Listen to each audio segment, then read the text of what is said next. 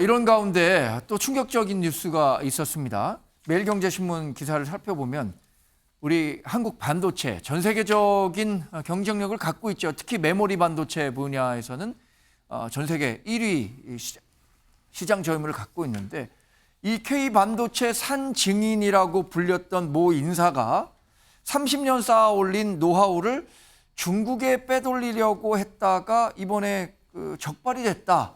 이렇게 해서 충격을 주고 있어요. 신정현 의원님, 사실 이 기술 유출 사건은 과거에도 좀 있었던 것 같고요. 그 대부분 우리가 갖고 있는 노하우를 필요로 하는 이 후발 국가들에게 기술이 이제 유출이 되는 경우가 많았는데 중국이 이런 것들을 굉장히 열심히 과거에도 했었어서 우리가 경계심을 갖고 있었는데 이 뉴스는 어떻게 보셨습니까? 네, 후발 국가들이 가지고 있는 기술력이 아직 그 격차가 2년 내지 3년 정도로 좁혀졌다라는 반도체에 관련된 분석 기사들을 봤습니다. 네. 아마 그 3년, 4년이라는 시간을 좁힐 수만 있다면은 천문학적 비용을 들여서라도 네. 해당 어떤 기술자들을 어떻게든 이제 빼오려고 하는 게 그런 후발 국가들의 대부분의 노력들이기도 하고요. 다만 이제 우리나라가 특히 이제 주력 산업인 K반도체가 여기까지 왔던 것은 사실은 우리가 가지고 있는 기술력 그리고 기술력을 가지고 있는 인력들입니다. 이 인력들이 중국으로 유출되지 못하도록 하는 것은요. 그 인력들에 대한 충분한 어떤 보상, 대가를 주는 것이고 그 인력들이 국내에서 그 역할들을 잘할 수 있도록 하는 어떤 여건을 마련하는 것이기 때문에 이것에 대한 국가의 책임, 기업의 책임을 충분히 다하면 좋겠다라는 것이고 또 하나는요. 경제사범에 대해서는 가장 극도의 어떤 징계를 내려야 된다라는 어떤 그 법적 개정이 좀 필요하다는 생각이 듭니다. 네. 이런 부분들에 대해서 우리가 온정주의로 좀 접근할 것이 아니라 충분히 이런 것들에 대해서는 다시는 이런 일이 있을 때에는 소위 옛날 말로 패가망신할 수 있다라는 정도의 어떤 경각심을 주지 않으면 네. 앞으로의 지금 우리나라가 핵심 기술이 2년 내지 3년으로 좁혀졌다라는 이 시점에서 앞으로 더 큰 경제적 위기가 올 수도 있다 이런 생각이 좀 듭니다. 네. 그래서 이 기술 유출에 가담한 사람의 과거 히스토리를 보면 삼성과 하이닉스, 우리나라 대표적인 반도체 기업이죠. 여기서 고위 임원을 지냈고요.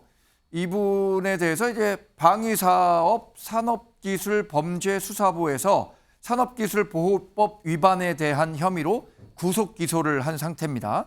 근데 이 내용을 보면요.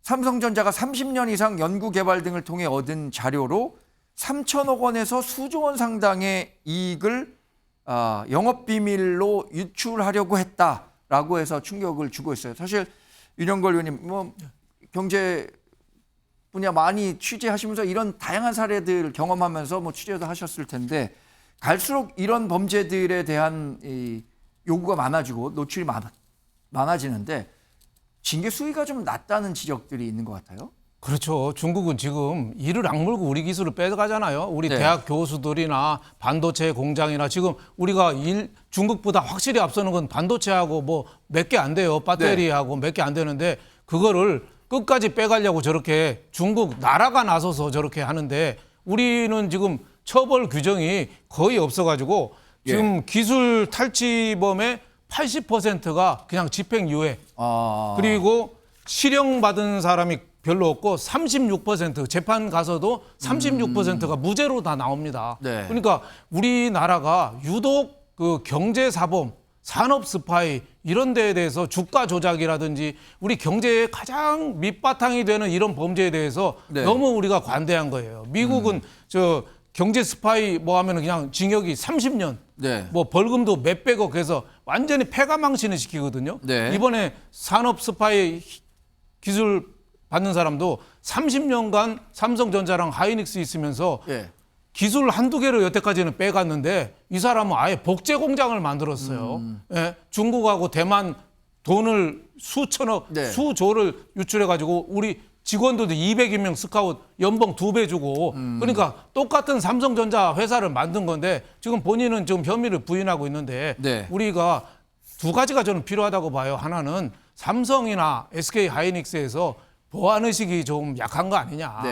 당사자들이 좀 약한 거 아니냐. 퇴직자가 어느 정도 빼가는 건 우리가 막을 수는 없다. 사람이라는 게 이기심이 있잖아요. 또 하나는 우리가 사법당국이 징계가 너무 소홀하다. 그래서 솜방망이 쳐버리고 검찰의 기소도 잘 안 되고 기소돼도 다 무죄로 이렇게 나오니까 제대로 좀 자료 제공도 좀 안 되고 그런 어떻게 보면 우리 경제가 가장 중요한 반도체까지 이렇게 당하고 있는 거죠. 그래서 네. 이거는 굉장히 심각한 사건이라고 그렇게 봐야 됩니다. 우리가 개인에게 뭐 일방적인 애국심을 뭐 강요할 수는 없겠지만 이런 것들을 지금 막기 위한 제도적인, 그러니까 이런 유출 사고가 발생했을 때, 범법 행위가 발생했을 때 그것에 대한 확실한 징계는 필요하다는 생각이 듭니다.